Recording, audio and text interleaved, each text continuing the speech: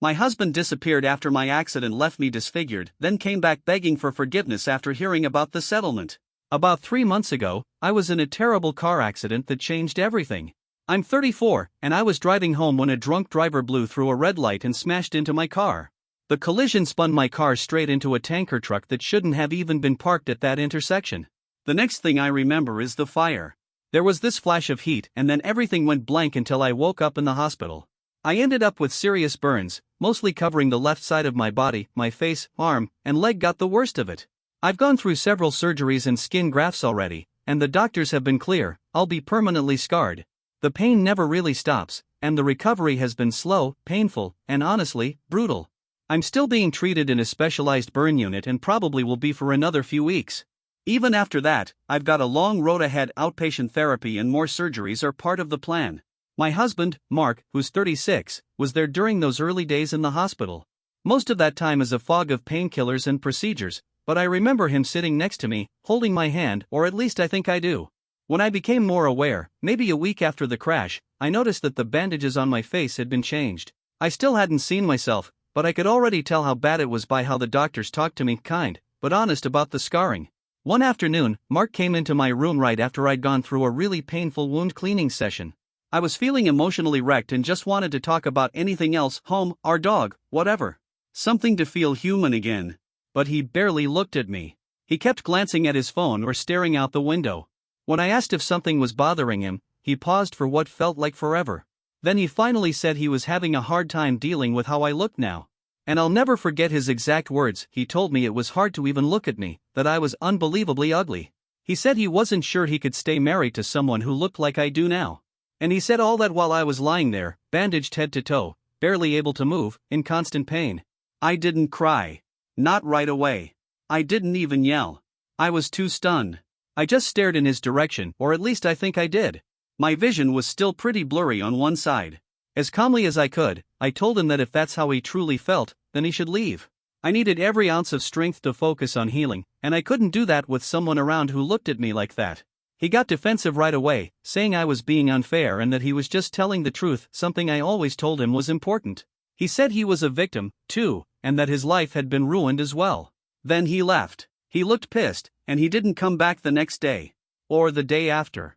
It's been almost 2 months since that happened. He tried calling my hospital phone a few times during the first week, but I never picked up.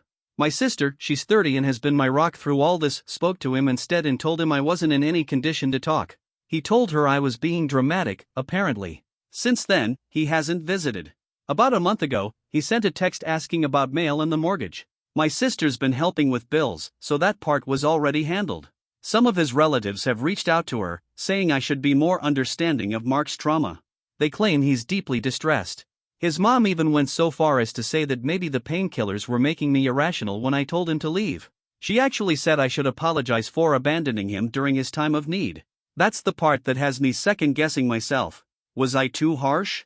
He said he was just being honest, even though it was cruel beyond words. Maybe I should have tried to talk it through instead of cutting him off like that. But then I remember he made my trauma about his discomfort with my scars. He was supposed to be my support. Instead, he shattered me even more. My sister insists I did nothing wrong, that his behavior was unforgivable. But the pressure from his family keeps making me wonder if I overreacted. Still, I haven't reached out.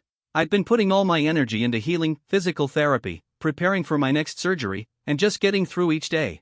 Even just the idea of hearing his voice again makes me feel sick to my stomach. So yeah, AITA for telling him to leave after what he said? And for cutting off contact afterward? Update 1. First off, thank you to everyone who took the time to comment on my original post. I read as many as I could, even the tough ones. But honestly, the support meant more than I can say. Hearing from people outside my circle really helped ground me. A few people asked how I was able to write this at all, given the extent of my injuries, and that's totally fair. Most of the burns are on my left side. Thankfully, my right hand and arm weren't too badly affected. So even though it's slow and sometimes painful to sit up and type, I manage. When I get too tired, my sister helps by typing things out for me. A lot of you echoed what my sister's been telling me from day one, that Mark's reaction was cruel and I wasn't in the wrong for how I responded. Since that post, a lot has changed. I was officially discharged from the hospital a couple of weeks ago and transferred to a rehab center that's closer to where my sister lives. She's been incredible, took time off work, helped me settle in, drives me to my appointments, the whole deal. Rehab is intense. I spend hours every day in physical and occupational therapy. Just relearning how to use my left hand is a full-time job. The nerve pain is no joke either. As for my face, I've seen it now. Really seen it.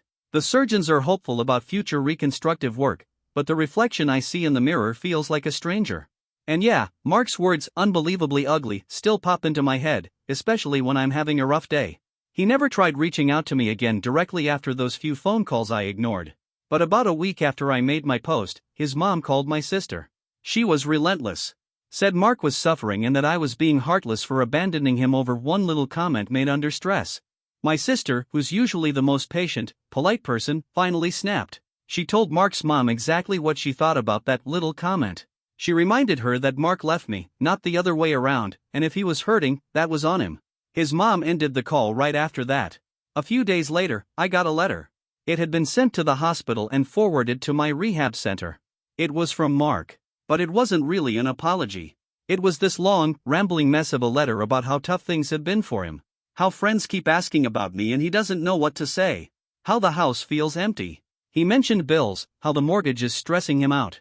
He said he was sorry if his words hurt me, but he was just trying to be honest and felt blindsided by how I reacted. Then he suggested that maybe once I was feeling more like myself again, we could talk things through. There wasn't a single question about how I'm doing.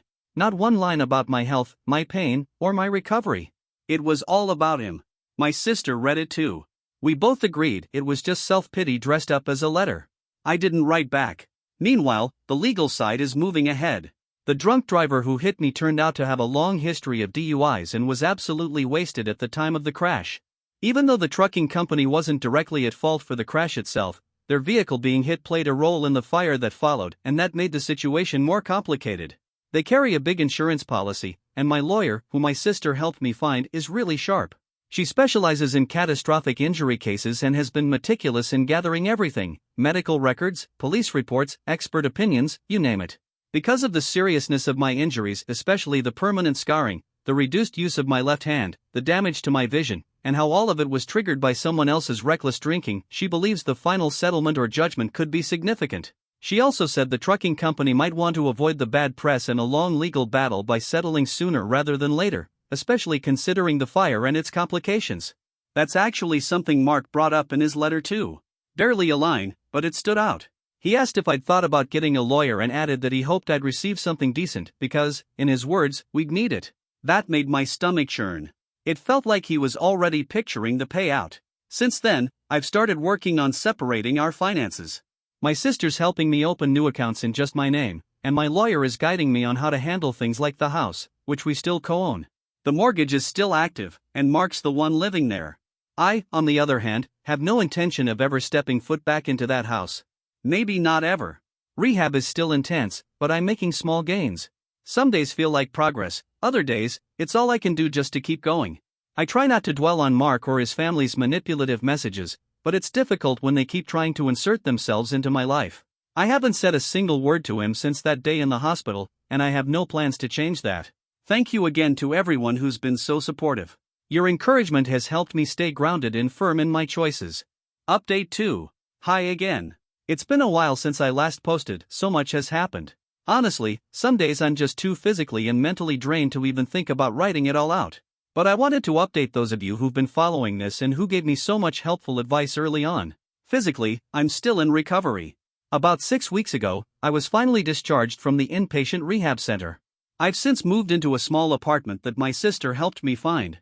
It's fully accessible and conveniently located near my outpatient therapy clinic. Therapy is ongoing and demanding: physical therapy, occupational therapy, even psychological counseling.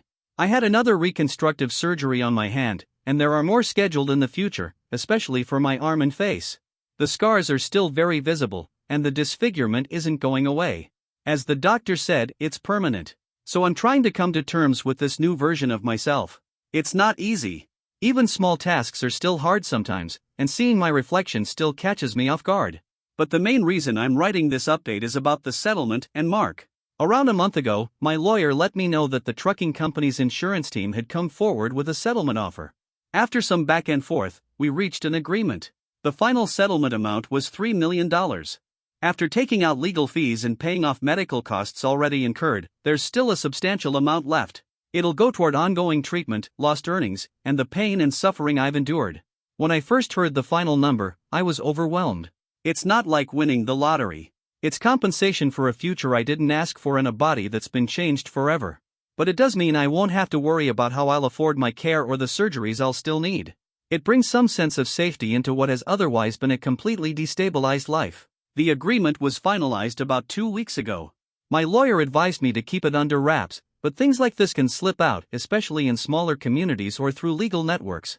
I hadn't told Mark. We still haven't spoken. But my lawyer did send him a formal notice about the divorce proceedings and the division of assets, mostly focused on the house. Then, about a week after the settlement was finalized, Mark started acting completely different. He suddenly began calling my phone several times a day. I didn't answer. He left voicemails sounding nothing like he did before. Gone was the bitter tone and victim complex. Now it was all softness and regret. I'm so worried about you. I miss you more than I can say. We need to talk. I made a horrible mistake. Then came the texts, long ones. He claimed he'd been confused and scared after the accident. That he didn't mean what he said about my face. That he loved me and always had. That he couldn't imagine life without me. He mentioned seeing an article about the trucking company settling a big case. He didn't outright say he knew it was my case, but the message was clear, he knew. He said he was so relieved that I'd be financially okay. When I didn't reply, he went a step further. He came to my apartment. I still don't know how he got the address. I suspect his mom may have coaxed it out of someone, or he might have done some digging. I was lucky my sister happened to be with me when he showed up. He buzzed. I ignored it. Then he started pounding on the door, yelling my name, claiming he just wanted to talk. To say sorry.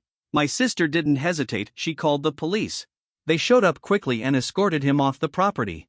They warned him not to come back. He told the officers he was just trying to visit his sick wife. Of course, his family kicked into overdrive after that. His mom called my sister in tears, saying Mark had changed, that he was devastated by everything and filled with regret. She begged my sister to convince me to give him another shot.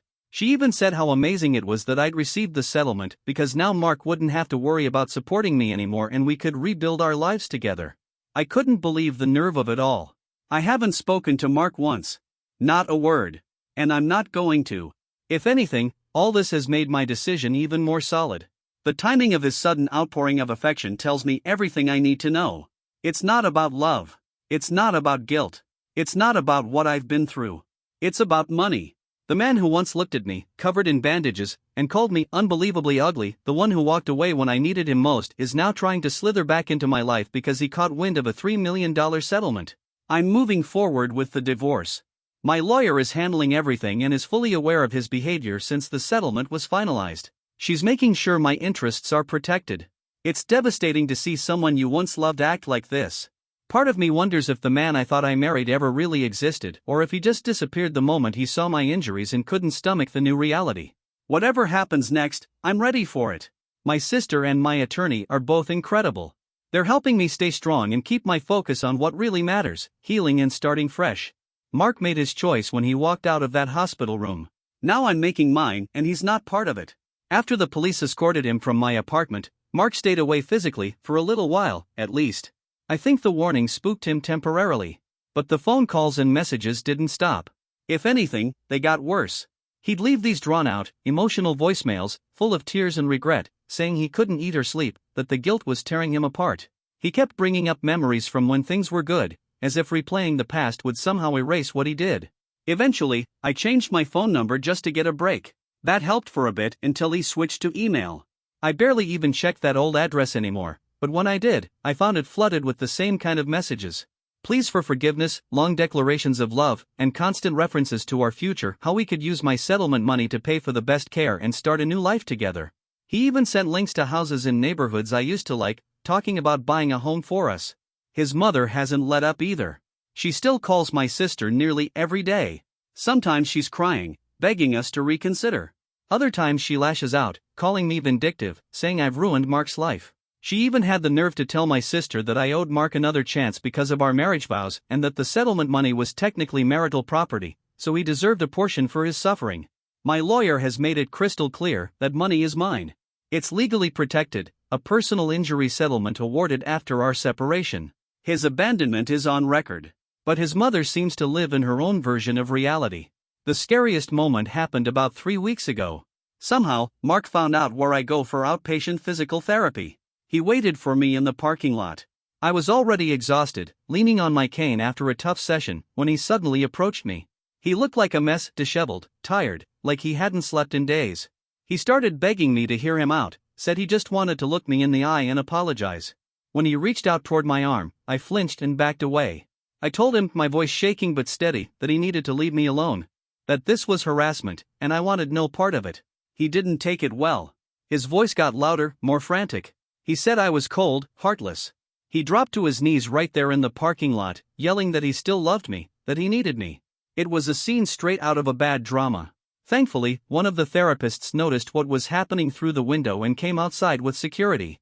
They made sure I got safely to my sister's car, and Mark was told to leave immediately.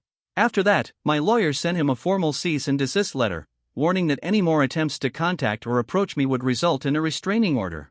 That seemed to put a stop to the face-to-face encounters for the time being, but it hasn't done much for my anxiety. I still feel like I have to keep looking over my shoulder. The divorce itself has been dragging out, mostly because Mark keeps stalling. He's fighting over every little thing, especially the house. My lawyer says it's a control tactic, one that bitter exes often use to stay connected or make things difficult. Meanwhile, I'm focusing on healing. Reconstructive surgeries are being mapped out. I've started seeing a trauma therapist to help me process everything, the accident, the scars, Mark's betrayal. It's slow work. His behavior is still a source of stress and pain, a dark cloud hanging over everything I'm trying to rebuild. Mark's not truly sorry. He doesn't feel guilt for what he did to me, he regrets losing the life he could have had with my settlement. That's it. His love only showed up after money entered the picture. I'm documenting everything. Every message. Every incident. My sister has been my shield through it all, fielding calls from his mother, protecting my space. I honestly don't know how I would have handled this without her. What I want more than anything now is for Mark to be gone from my life completely. The fact that he only started fighting for me once I had something he wanted, that says it all. He doesn't love me. He loves what I represent to him: security, comfort, a second chance he didn't earn. Update 4. Hi everyone. It's been 6 months since I last posted, and I think this might be the final update on this chapter of my life. After my lawyer sent that cease and desist letter, Mark stayed away in person, but his harassment didn't stop. He found other ways to get to me. He started sending gifts to my apartment, things I didn't want and didn't ask for. I either returned them or gave them away. He kept posting these dramatic, self-pitying updates online. His mother was still calling my sister almost every day, swinging between begging for forgiveness and raging at us both. Meanwhile, the divorce was crawling forward because Mark made every step harder than it needed to be. He contested the home's value, fought over furniture, and, of course, tried to go after my settlement. He argued that he'd suffered emotionally too and deserved compensation. Thankfully, my lawyer was ready. She tore down his claims one by one. It took time, but she handled it beautifully. Then, things took a disturbing turn. About 3 months ago, Mark made what I can only describe as a last-ditch effort to force my hand. He filed a petition for spousal support. He claimed he couldn't work due to the emotional toll of our separation and my supposed refusal to give him a second chance. He also claimed that my injuries and the resulting settlement had created an unfair financial imbalance and that he deserved support to maintain the life he'd gotten used to.